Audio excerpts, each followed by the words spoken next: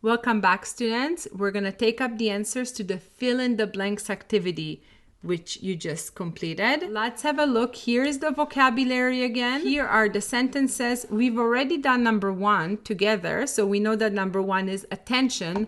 Give the teacher your full attention. Let's have a look at number 2.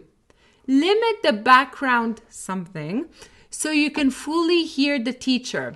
Limit the background noise. Number 3, something during the lesson to improve your English speaking skills. Participate. I hope everybody wrote participate. So participate during the lesson to improve your English speaking skills. Next, number 4, complete each something that the teacher gives you during the lesson. Complete each activity. Complete each activity that the teacher gives you during the lesson. This is, again, very important. Very, very important. Number 5, take something between the video lessons and activities to stand and stretch. Take breaks. Take breaks between the video and lessons and activities to stand and stretch. Number 6, you will get to do something for each lesson or topic that you learn. You will get to do a test for each lesson or topic that you learn. And remember, the test will be either listening, speaking, reading, or writing. Number 7, after you complete a test, you can check your something by watching a feedback video. After you complete a test, you can check your answers by watching a feedback video. And number 8, our last rule is have fun and enjoy learning English with, right here, NETOL. Very good. We have completed all of our activities. And now look at this. We are ready for our test.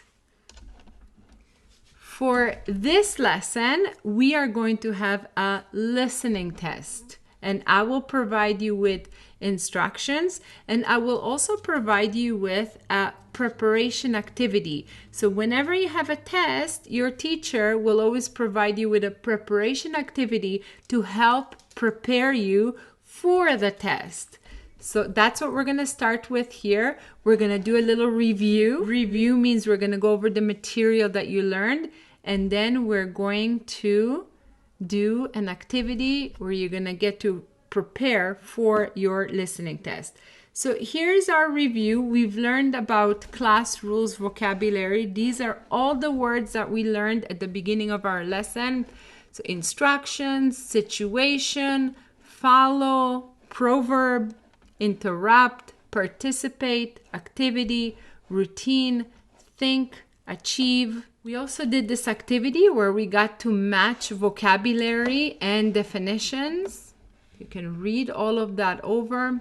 You also got to do a listening activity where you listen to an audio about class rules, and we did a reading activity where we read all about class rules. After the reading, we got to do a true or false activity. We also talked about our class rules, especially because you are going to be learning English with NETOL. It's very important to know the rules and follow the rules of learning English online with NETOL.